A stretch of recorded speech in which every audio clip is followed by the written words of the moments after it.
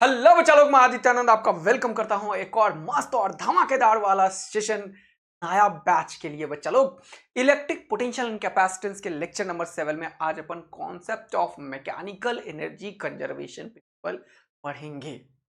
Potential energy और kinetic energy हम जानते हैं, तो इलेक्ट्रोस्टैटिक्स में जो वो 11th में पता है ना, वर्क पावर एनर्जी में वो चीज हम यूज करके कुछ अच्छे क्वेश्चन सॉल्व कर सकते हैं, उसे देखेंगे।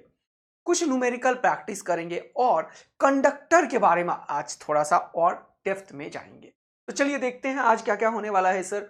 आज अपन करने वाले हैं न्यूमेरिकल, फिर लास्ट क्लास में जो पढ़ाया था डायपोल का पोटेंशियल एनर्जी के बारे में और वर्क डन के बारे में। जल्दी से बताओ, फॉर्मूला याद हो गया तुम लोगों को? फटाफट से बताओ क्या होता है वर्क डन डायपोल को, जल्दी से बताओ। PE cos theta 1 minus cos theta 2। और रेफरेंस हम कहां पे लेते हैं? 90 डिग्री वाले पे। तो थीटा 90 डिग्री पे क्या होता है? जीरो पोटेंशियल एनर्जी का रेफरेंस लेते हैं। तो फिर क्या हो जाता है potential energy in general? Minus of P dot E minus P cos theta. Yes, चलिए शुरू करते हैं और देखते हैं इसको कैसे हम आगे प्रोसीड करेंगे। तो एक क्वेश्चन मैंने दिया था होमवर्क, जरा सा इसको भी देख लेते हैं, फिर स्टार्ट करेंगे आज बढ़िया बढ़िया कॉन्सेप्ट्स। ठीक है, चलिए सर एकदम धुआं धुआं उड़ाते हैं आज। बोल रहा है electric dipole is placed in uniform electric field. Okay, जब आप इलेक्ट्रिक डायपोल को एक यूनिफॉर्म इलेक्ट्रिक फील्ड में रखते हो, जब आप इलेक्ट्रिक डायपोल को एक यूनिफॉर्म इलेक्ट्रिक फील्ड में रखते हो, जरा देखना, यह है uniform electric field. Okay sir, बहुत बढ़िया, बहुत सुंदर, बहुत मजेदार। अब इस यूनिफॉर्म इलेक्ट्रिक फील्ड में जब कोई डायपोल को हम रखते हैं, कहां पे? Theta is equal to zero position two theta is equal to 60 degree position. पहले ऐसा था जीरो पोजिशन, फिर इसको लेके गए कहां पे? 60 डिग्री पे। ओके सर, ऐसे टर्न कर दिया मैंने। ये इलेक्ट्रिक फील्ड है, ये एक डायपोल है, चलो माइनस क्यू प्लस क्यू लिख सकते हो, तुम्हारा मन है। Okay sir, no problem. बोला find work done by the field. Work done by the field external agent का नहीं पूछा, यानी कि उल्टा होगा ये, क्योंकि मैंने क्या बताया कि work done by the external agent जो होता है उसका निगेटिव होता है work done by the electric field, या फिर work done by the electric field का निगेटिव होता है work done by the external agent, क्योंकि दोनों का वर्क डन क्या होता है? जीरो। मैंने बताया है अभी तुरंत कि work done by the external agent कभी भी निकालना हो तो क्या होगा? पीई इंटू कॉस, याद है तुम्हें, theta 1 minus cos theta 2। Theta 1 ये वाला को रिप्रेजेंट कर रहा है, बोलो हाँ है ना, और थीटा 2 60 डिग्री को रिप्रेजेंट कर रहा है। तो यहां से जब इसको सॉल्व करेंगे सर तो हो जाएगा P cos zero. Okay sir, बहुत बढ़िया, माइनस कॉस 60, बहुत बढ़िया। कॉस जीरो कितना होता है? 1। कॉस 60 कितना होता है सर? 1/2। 1 माइनस 1/2 कितना हुआ मेरे भाई? 1 माइनस 1/2 कितना हुआ मेरे भाई? जल्दी से बता दो। 1/2। तो ये हो जाएगा PE/2। लेकिन बड़ा इंपॉर्टेंट बात, ये एक्सटर्नल एजेंट का वर्क है, लेकिन क्या ये पूछा एक्सटर्नल एजेंट का? नहीं। क्या पूछा? Work done by the field, मतलब इलेक्ट्रिक फील्ड, कंजर्वेटिव फोर्स का वर्क। वो इसका क्या होगा? निगेटिव होगा। तो क्वेश्चन वालों ने जो पूछा work done by the electric field, वो minus of work done by the external agent होगा, जो कि कैसा होगा? PE/2। बोलो मजा आ गया तो आग और दिल बरसा दो और पीछे माइनस चिपका दो। मजेदार बात है, इसके ऊपर भर भर के क्वेश्चन आया हुआ है, मैं बता रहा हूं। बस इतना ही करना है। वर्क डन पूछेगा, चेंज इन पोटेंशियल एनर्जी, तो एक्सटर्नल एजेंट का जो वर्क होता है वही पोटेंशियल एनर्जी में चेंज लाता है, बार बार बोलता हूं मैं, है कि नहीं? तो इन कॉन्सेप्ट्स को एकदम जहन में बिठा लेना है। चलिए आगे देखते हैं एक और क्वेश्चन इसके ऊपर। बोल रहा है an electric dipole has the magnitude of charge Q, यानी कि माइनस क्यू और प्लस क्यू का चार्ज होता है। हाँ, तो ये मैग्नीट्यूड जो बोल दिया वो क्यू बोल दिया। Okay, and it's dipole moment is P, बहुत बढ़िया, P is the dipole moment, बहुत बढ़िया। बोला it is placed in uniform electric field E. Okay, एक इलेक्ट्रिक फील्ड भी ले लो, यहाँ पे मजा आएगा तुम्हें। ठीक है सर, इलेक्ट्रिक फील्ड भी ले लिया, ये लो, मजेदार। Now the point is if it's dipole moment is along the direction of the field, यानी कि P is along the direction of the field, मतलब फोटो मैंने सही बनाया है। इसका क्या मतलब है? इस लाइन का क्या मतलब है? अगर इलेक्ट्रिक फील्ड और डायपोल मूवमेंट सेम डायरेक्शन में हो तो दोनों के बीच का एंगल कितना होगा बताओ? 0 डिग्री होगा। यही इंपॉर्टेंट लाइन था यहाँ पे, है कि नहीं? बोल रहा था फोर्स ऑन इट, तो तुम्हें पता ही है फोर्स तो भैया नेट फोर्स यहाँ पे एक प्लस वाले के ऊपर क्यू ही लगेगा और माइनस वाले के ऊपर इधर क्यू ही लगेगा, दोनों एक दूसरे को कैंसिल आउट कर देंगे, तो एफ नेट तो क्या होगा? 0। पहला इंपॉर्टेंट बात। सोनेट भी जीरो होता है क्योंकि ये दोनों यहीं से पास कर जाता है। तो अब आगे पढ़ेंगे। बोला it's potential energy are respectively. इस सिचुएशन में पोटेंशियल एनर्जी पूछा जनरली, तो मैंने बताया तो तुम्हें पी डॉट ई होता है पोटेंशियल एनर्जी। ये क्या हो जाएगा minus P E cos theta, और थीटा कितना है 0, तो हो जाएगा माइनस पी ई कॉस 0 का वैल्यू होता है 1, तो आंसर हो जाएगा माइनस पी। तो पोटेंशियल एनर्जी हो गया माइनस पी ई मेरे दोस्त, और फोर्स हो गया कितना 0। तो फोर्स 0 ना इसमें है ना इसमें है ना इसमें है, पहले फोर्स बोला है तो पहले फोर्स ही बताएगा, तो ये तीनों गलत हो गया। और पोटेंशियल एनर्जी कितना है देखो, माइनस पी का मतलब क्या हो गया, मैंने बताया था कि अगर ये 180 डिग्री हो तो ये मैक्सिमम होगा, ये मिनिमम है, यानी कि फोर्स भी 0 है, टॉर्क भी 0 है, पोटेंशियल एनर्जी भी मिनिमम है। ये एक स्टेबल इक्विलिब्रियम को बताता है। तो याद रखना यहां पे स्टेबल इक्विलिब्रियम भी बोल देता तो भी तुम टिक करते। कितने लोग पूरा का पूरा समझ चुके हैं, जल्दी से वाई टैप कर दो, आग लगा दो, दिल बरसा दो, फटाफट से सीखते जा रहे हो मेरे दोस्त। पक्का क्वेश्चन प्रैक्टिस कर रहे हो कि नहीं, जल्दी बताओ। लास्ट क्लास में खूब सारे होमवर्क दिया था, कितने लोग कितना होमवर्क करते हो ये बताते क्यों नहीं हो। हाँ, प्रॉपर मेहनत से होगा सिलेक्शन। तुम जितना पेन चलाओगे, जितना घिसोगे, उतना तुम्हारा परफेक्शन लेवल बनेगा, है ना, है ना। सारे पीवाईक्यू कर डालो, एम्स के क्वेश्चन कर डालो, और टाइम लिमिट में पढ़ो। This is very very important कि तुम अपने आप को रिस्ट्रिक्ट करो। जैसे 25 क्वेश्चन लो, 25 क्वेश्चन लिया करो। अब तुम क्या करो, कुछ चैप्टर्स हो गए ना, तो मिक्स क्वेश्चन की प्रैक्टिस करो, टाइम फिक्स करो। ये डेली 21 डेज का हार्ड चैलेंज चल रहा है मेरा, डेली कर रहा हूं मैं अपना काम, समझ रहे हो कि नहीं। अब बहुत इंपॉर्टेंट लाइन तुम लोगों से मैं बोलना चाह रहा हूं कि तुम लोगों को 1 घंटे में फिजिक्स में, मान लो अगर तुम्हें थोड़ा टाइम लगता है, मान लो अभी स्टार्ट किए हो, धीरे धीरे क्वेश्चन सॉल्व होता है, तो याद रखना सॉल्व क्वेश्चन से सीखो। फिर कुछ एक्स्ट्रा सॉल्व क्वेश्चन कर लो, मैंने जो बुक दिया उसके भी सारे क्वेश्चन सॉल्व पीछे हैं, तो वो बहुत इंपॉर्टेंट है। एक बार और भेज दूंगा, बहुत सारे बच्चे बोले थे। लेकिन इंपॉर्टेंट क्या है, पर डे कम से कम 15 से 25 क्वेश्चन के बीच में जरूर लगाओ। एक भी दिन गैप मत रखो, फिजिक्स में, केमिस्ट्री में, बॉटनी में, जूलॉजी में। और बॉटनी जूलॉजी में सिर्फ एनसीईआरटी मत पढ़ो, क्वेश्चन की प्रैक्टिस करो लिमिट में, टाइम लिमिट में। कोई भी दुनिया का मॉड्यूल ले लो, कोई भी दुनिया का किताब ले लो, जिसमें से क्वेश्चन लगाओ, कम से कम 50 question botany, 50 question zoology, 50 question chemistry, 25 question ये। क्योंकि एग्जाम में बेटा क्वेश्चन आएगा, और जितना फास्ट तुम सॉल्व कर पाओगे उतना हीरो और हीरोइन बनोगे तुम। तो अभी से वो हैबिट डालो। सिर्फ ये मत समझो, बच्चों का सबसे बड़ा मिस्टेक होता है कि वो सिर्फ नोट्स रिवाइज करते रहते हैं। एनसीईआरटी लाइन बाय लाइन तो पढ़ना ही है भाई, 15 बार, 15 बार पढ़ता है बच्चा तो 360 लाता है बॉटनी जूलॉजी में। एनसीईआरटी इनऑर्गेनिक ऑर्गेनिक पूरा लाइन बाय लाइन पढ़ना है खूब सारा बार, अपने आप कॉन्फिडेंस आएगा। ये सारा कॉन्फिडेंस तो मेहनत से आता है ना दोस्त।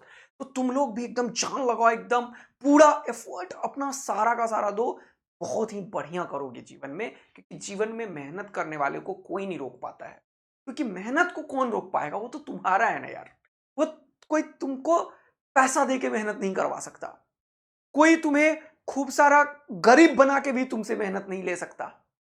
ये भगवान ने देकर भेजा है, और यही वो चीज है जो तुम्हें डिस्टिंग्विश करेगा थोड़े दिनों में बाकियों से, बिल्कुल अलग कर देगा, निखार देगा तुम्हें। लेकिन एक कॉन्सिस्टेंट वर्क इज इंपॉर्टेंट, लगातार मेहनत करना है दोस्त। ओके, तो ये सब जब बात मैं बोलता हूं उसको एकदम चखने में बिठा के काम करना।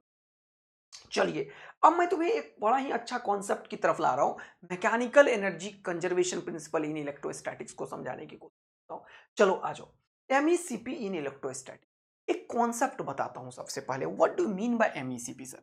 एमईसीपी है मैकेनिकल एनर्जी कंजर्वेशन प्रिंसिपल, जिसको दुनिया सीओएमई भी बोलती है, कंजर्वेशन ऑफ मैकेनिकल एनर्जी।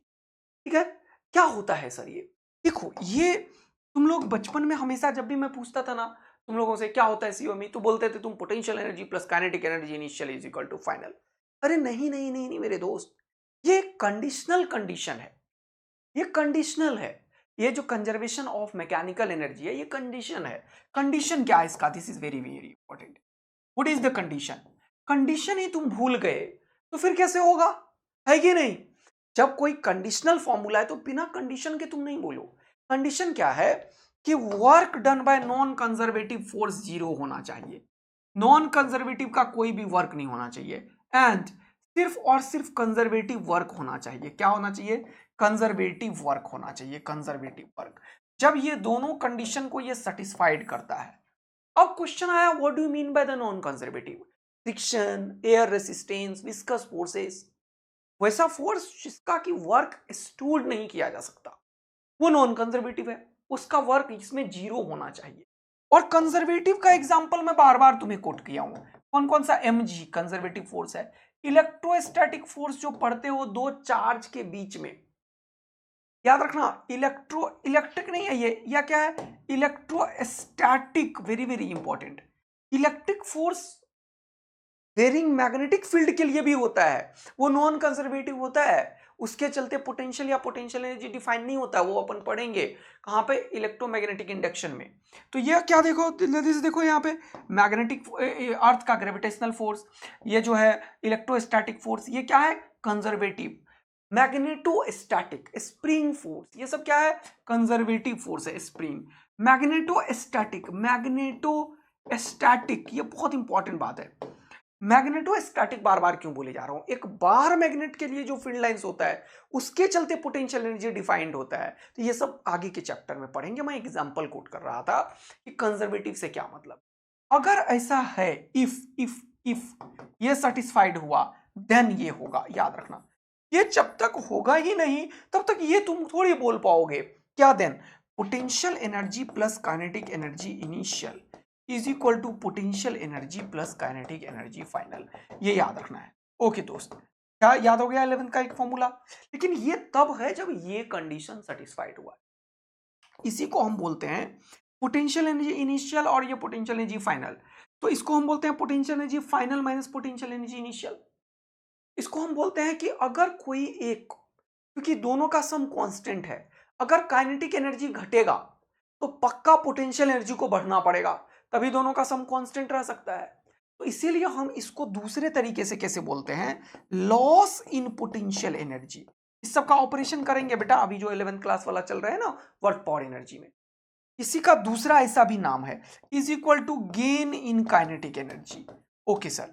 और इसी को दूसरे तरीके से क्या लिख सकते हैं? ये सब कहां पे पढ़ेंगे? 11th क्लास में और भी, लेकिन अभी मुझे जरूरत है इसीलिए थोड़ा बताते जा रहा हूं। ये कैसे लिख रहे हो सर आप? देखो ध्यान से, मान लो पोटेंशियल एनर्जी, बाद में इसको एक एग्जांपल से कोट कर देता हूं, ये लो तुरंत समझा देता हूं, 2 सेकंड लगेगा मुझे। ये लो, मान लो पहले पोटेंशियल एनर्जी, ये पहला वाला पोटेंशियल एनर्जी है 2 और काइनेटिक एनर्जी है 8। बाद में क्या हुआ? पोटेंशियल एनर्जी बढ़ गया, मान लो 2 से हो गया 4। तो काइनेटिक एनर्जी को अपने आप घटना पड़ेगा, क्योंकि होना तो चाहिए 10 ही, प्लस 6। देखो कितना मजा आया। तो क्या हुआ? 2 से पोटेंशियल एनर्जी कितने से बढ़ा? 2 से। तो gain in potential energy is equal to loss in kinetic energy. क्या बोल सकता हूं मैं? हाँ सर, ये भी लिखो, gain in potential energy is equal to loss in kinetic energy. हाँ सर, बहुत ही बढ़िया बात है, ये लिखो, ये लिखो। अगर सपोज करो इसी को रिवर्स कर दो, मान लो ये पहले काइनेटिक है, ये पोटेंशियल है, ये काइनेटिक है, पोटेंशियल है। हाँ, तो काइनेटिक एनर्जी में गेन कितने का हुआ? 2 का, उतना ही पोटेंशियल का लॉस हुआ। तो gain in kinetic is equal to loss in potential. ये तब होगा जब कंजर्वेटिव फोर्स का ही वर्क होगा। बहुत इंटरेस्टिंग सर, और ये कितना इजी वे में तुम समझ पा रहे हो, ये हमेशा सेट रहता है, ठीक है ना? Okay sir, now the point, mechanical energy conservation principle ये है। अब हम इसको लगाएंगे कैसे? तो एक एक करके छोटा छोटा चीज पढ़ते हैं।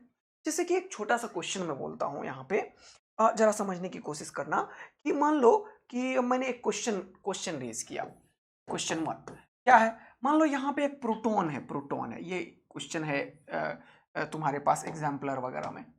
प्रोटॉन है जिसको कि मैंने फिक्स कर दिया, प्रोटॉन है जिसको कि मैंने क्या किया? फिक्स्ड कर दिया, फिक्स्ड। Okay okay sir. और यहां से प्रोटॉन का चार्ज E होता है, मास ऑफ द प्रोटॉन मान लेते हैं m है, और यहां से कुछ distance, let it be r distance पे, यहां से r डिस्टेंस पे, यहां से या r डिस्टेंस पे, देखना ध्यान से, यहां से r डिस्टेंस पे कोई दूसरा प्रोटॉन मैंने रखा, तो क्या होगा? इन दोनों के बीच में रिपल्शन होगा। देखो, होगा ना? रिपल्सन होगा, क्योंकि ये पॉजिटिव पॉजिटिव चार्जेस है दोनों प्रोटॉन, मास भी वही है, तो धक्का मारेगा तो ये भागना शुरू हो जाएगा। अब क्योंकि ये जो चार्जेस हैं ये इलेक्ट्रोस्टैटिक फोर्स अप्लाई करेगा, वो कंजर्वेटिव इन नेचर है, तो हम यहां पे लगा सकते हैं और कोई फोर्सेस नहीं है, स्मूथ सरफेस पे रखा हुआ है ये। तो अगर मैं पूछूं what is the velocity of this proton, क्योंकि इसको फिक्स किया, इसको तो किया नहीं, when it will at a distance of कुछ भी मान लो 2r, जब ये डिस्टेंस r से कितना हो जाएगा 2r, तब इसके पास कुछ वेलोसिटी हो जाएगा, इसके प्रोटॉन का कुछ वेलोसिटी होगा। मैं इंटरेस्टेड हूं व्हाट इज द वेलोसिटी, मैं इंटरेस्टेड उस वेलोसिटी में। तो ये जो यहां से चला है, देखो ध्यान से, यहां से चला है और ये कहां पे पहुंचेगा, इस जगह पे पहुंचेगा। देखो देखो देखो देखो, यहां से चला है, हाँ सर हाँ सर हाँ सर हाँ सर हाँ सर हाँ सर, और यहां पे पहुंचा। देखो बड़ा इंटरेस्टिंग बात, 2r डिस्टेंस पे। तो मैंने पूछा फाइंड v, मैंने पूछा v बताओ। ये क्वेश्चन कैसे सॉल्व होगा, सोचो जरा सा आप। वेलोसिटी इंट्रोड्यूस किया, मैकेनिकल एनर्जी कंजर्वेशन प्रिंसिपल लगाना पड़ेगा। शुरुआत में मैंने जस्ट इसको रिलीज किया, इनके बीच का जो पोटेंशियल एनर्जी है वो हो जाएगा k q1 q2 by r, यही सिखाया है पोटेंशियल। ये इलेक्ट्रॉन नहीं है, प्रोटॉन है, तभी तो रिपल्सन हुआ। शुरुआत में कोई काइनेटिक एनर्जी है नहीं, तो ये हो गया जीरो। बाद में जब ये r डिस्टेंस पे पहुंचा तब क्या हो जाएगा, k q1 q2 by r, r कितना है 2r। अब काइनेटिक एनर्जी कितना होगा, हाफ mv²। क्या ये कैलकुलेशन करके भी निकाल लोगे, जल्दी से मुझे बता देना। हाँ सर क्यों नहीं निकाल पाएंगे, देखो कैसे, इसको इधर कर लो, इसको ऐसा ही रखो, लिखो हाफ mv², बहुत मजा आया सर। इसको जब इधर करोगे तो ke² bye r, ke² bye r दोनों में से कॉमन ले लो, यहां बचा 1 माइनस 1/2, एक में से आधा गया तो आधा बचा, लिख लो कितना, ke² डिवाइडेड बाय 2r। अब ये दोनों खुपाच खुपाच हो गया, खुपाच खुपाच, तो ये v का वैल्यू कितना निकल गया, ये वाला m नीचे और ये वाला रूट, तो v का वैल्यू यहां पे लिख देता हूं मैं, जल्दी से देखो, ke² divided by r m और इसका क्या लिखे हुए रूट, बहुत मजेदार। k का वैल्यू कितना है, देखो ध्यान से, यह है 1/4πε0, कितना है 1/4πε0 आर एम e², या e को तुम रूट के बाहर भी कर सकते हो, तो e डिवाइडेड बाय इसके ऊपर रूट दे सकते हो। This is the velocity. मैं कर क्या रहा हूं, मैकेनिकल एनर्जी कंजर्वेशन प्रिंसिपल का यूज समझा रहा हूं। कहां पे सर, देखो इलेक्ट्रोस्टैटिक्स में। Take another example. अब अनदर एग्जाम्पल लेने के चलते मैंने क्या किया, एक दो क्वेश्चन और फ्रेम कर रहा हूं, चलो देखो जल्दी जल्दी। चलो एक कॉन्सेप्ट बहुत अच्छे से समझना, लेकिन उससे पहले एक क्वेश्चन कर लो। चलो ये बनाया था फोटो में, लेकिन मैं तुम्हें करा नहीं पाया। देखो एक सबसे पहले तो ये बताओ, अगर मैं यहाँ पे एक कोई पॉजिटिव क्यू चार्ज है, मान लो सब जगह positive positive positive positive positive positive positive positive positive positive positive positive positive positive, इसका रेडियस है सपोज कर लो r, इसका रेडियस है सपोज कर लो r, और सेंटर से मान लो यहाँ पे ये दूरी है x, ठीक। यहां पे मैंने कोई एक m मास का और एक माइनस q चार्ज का कोई चार्ज को छोड़ दिया, क्या होगा जरा बताना मुझे। इसके चलते मैंने बताया यहां पे एक इलेक्ट्रिक फील्ड होता है, तो क्या होगा, इस इलेक्ट्रिक फील्ड के चलते इसके ऊपर फोर्स लगेगा, हाँ, तो ये अट्रैक्ट होगा, खिंचाएगा ये, और ये भागता हुआ आएगा। क्वेश्चन है जब ये सेंटर से पास करेगा तब बताओ इसका वेलोसिटी क्या होगा, इज द क्वेश्चन। इस क्वेश्चन को पहले मैं तुम्हें थोड़ा सा मैकेनिकल एनर्जी कंजर्वेशन से लगेगा, तो तुम्हें प्रॉब्लम क्या आएगा इस क्वेश्चन में कि सर पोटेंशियल क्या होगा, पहले ये तो बताओ। इनिशियल पोटेंशियल हम निकालेंगे कैसे सर, पहले ये तो बताओ कि इनिशियल पोटेंशियल हम निकालेंगे कैसे। ये तो आपका क्वेश्चन मुझे समझ में आ गया, लेकिन पॉइंट है कि पोटेंशियल कैसे निकलेगा, potential energy, sorry my bad. इसके लिए मैंने एक क्वेश्चन रेज कर दिया यहां पे कि हमें निकालना क्या है, potential at a point P due to this ring, पहले ये निकालो। फिर तुम्हें तुरंत से मैंने बताया हुआ है कि कभी भी पोटेंशियल एनर्जी निकालना हो तो इस पॉइंट पे चार्ज था माइनस क्यू का, और उसको इस पी पॉइंट के पोटेंशियल से मल्टीप्लाई कर देंगे तो पोटेंशियल एनर्जी निकल जाएगा। बोलो मजा आया क्या ये चीज कितनों को जहन में है, याद है, जल्दी से बता दो। सर आपने बताया है कि पोटेंशियल एनर्जी कभी भी निकालना हो मेरे दोस्त, कभी भी पोटेंशियल एनर्जी निकालना हो तो चार्ज को पोटेंशियल से मल्टीप्लाई कर दो। और अब एक और खतरनाक बात है, जब ये पूरा का पूरा रिंग है, इसके चलते सेंटर से ये जो एक्स डिस्टेंस है यहां पे, अगर ये जो पूरा का पूरा रिंग है इसके चलते सेंटर से जो यहां पे पॉइंट है, इसके चलते इसके चलते इसके चलते इसके चलते हमें क्या निकालना पड़ेगा, जल्दी से बताओ। हमें पोटेंशियल निकालना पड़ेगा। तो मैंने तुम्हें डबल ए आर्मी बनाया है, जल्दी से बता दो क्या तुम डबल ए आर्मी बन चुके हो? जल्दी बताओ, डबल ए आर्मी बन चुके हो मेरे दोस्त? हाँ सर। क्या है डबल ए आर्मी का कायल? कि सर आपने बताया है कि जब सारे चार्जेस से दूरी बराबर हो बराबर हो बराबर हो बराबर हो। ये क्या मतलब हुआ सर? यहां से अगर मैं पूछूं ये डिस्टेंस कितना होगा तो बताओ मुझे। मैं पूछूं ये डिस्टेंस कितना होगा तो बताओ मुझे। ये डिस्टेंस कितना होगा, ये डिस्टेंस कितना होगा तो बताओ मुझे। जब पूरा का पूरा रिंग है, क्या है रिंग, उसके चलते ये दूरी ये दूरी ये दूरी ये दूरी ये दूरी सारा दूरी, तो ये क्या है x और ये क्या है r, ये क्या है r। तो तुम बोल पाओगे कि सर ये z जो है वो x square plus r square का पावर 1/2 है और रूट अंडर है कि नहीं? तो ये जो पूरा का पूरा रिंग है, इसके चलते ये डिस्टेंस ये डिस्टेंस ये डिस्टेंस ये डिस्टेंस सारे डिस्टेंसेस हमने निकाले, सब जगह से डिस्टेंस बराबर है। तो याद करो वो दिन जब तुम्हें सिखाया था सिग्मा क्यू और यहां पे क्या हो गया k बाय आर। यही तो होता है पोटेंशियल सर। यदि सारे चार्जेस से डिस्टेंस बराबर हो तो सारे चार्जेस का सम कर दो, सारे चार्जेस का सम तो क्यू ही है।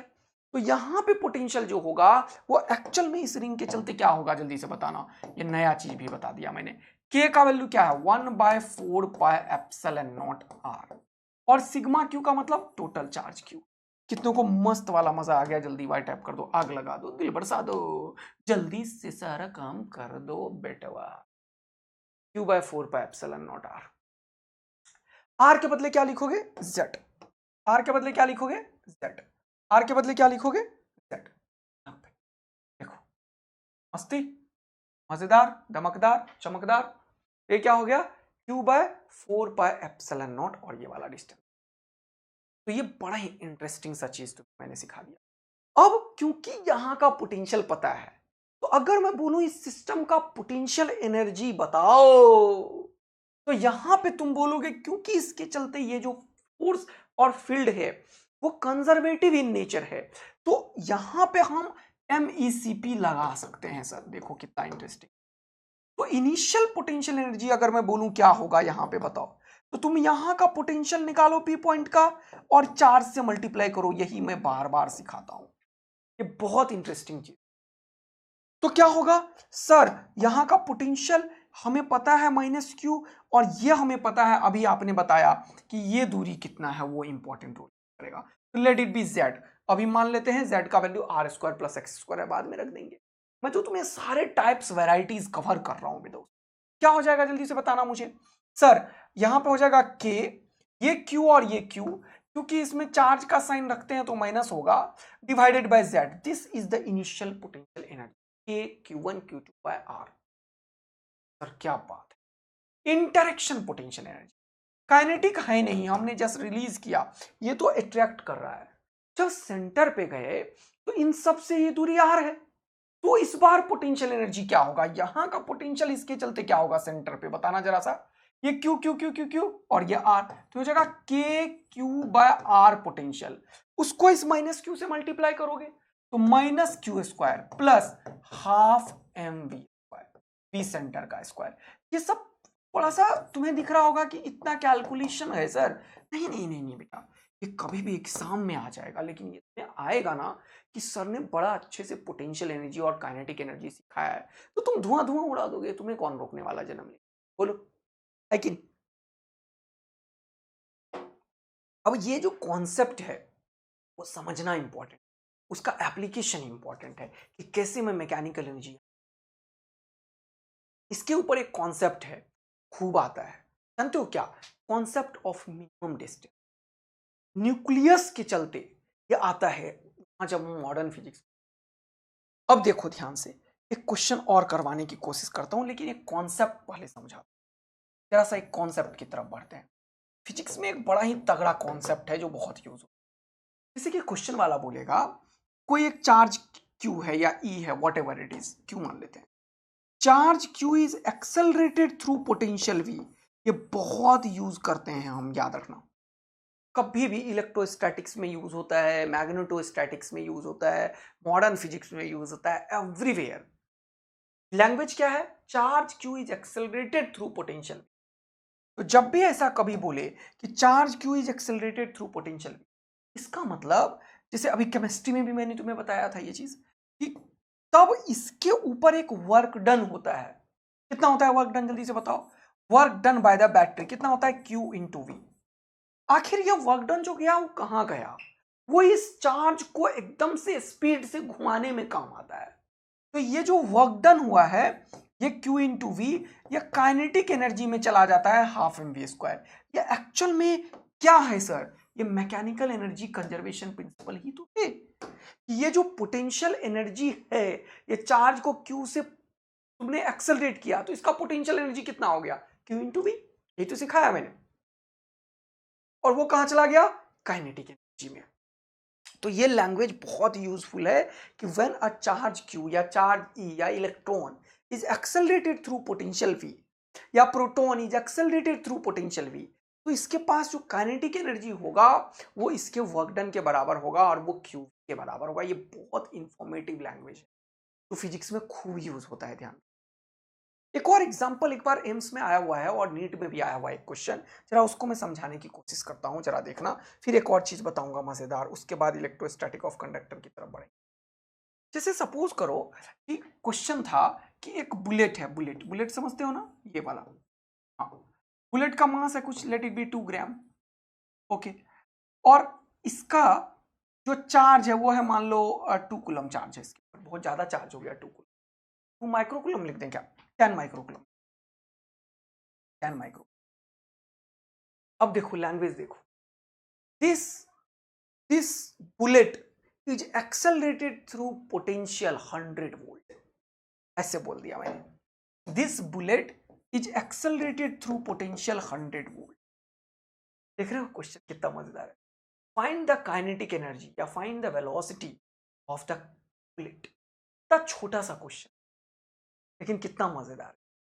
अभी जो पीछे पढ़ाया उसी concept. Find the velocity of the bullet. तो वेलोसिटी कहां से आया? When the bullet is accelerated through the potential 100 volt, in that situation the potential energy of the bullet is given by Q into, और that potential energy is converted into kinetic energy of the bullet. देखो क्या interesting. देखा? तो ये AIIMS में भी आया हुआ है और नीट में भी आया हुआ है यही लैंग्वेज। तो Q कितना था? मान लिया मैंने 10 माइक्रोकूलम, तो 10 इंटू 10 का पावर -6 लिख लीजिए आप, क्योंकि माइक्रो है ना। और ये मान लो इस 100 वोल्ट है तो इंटू 100 कर दो, ठीक है, is equal to half. Mass of the bullet 2 gram है तो इसको क्या लिखोगे?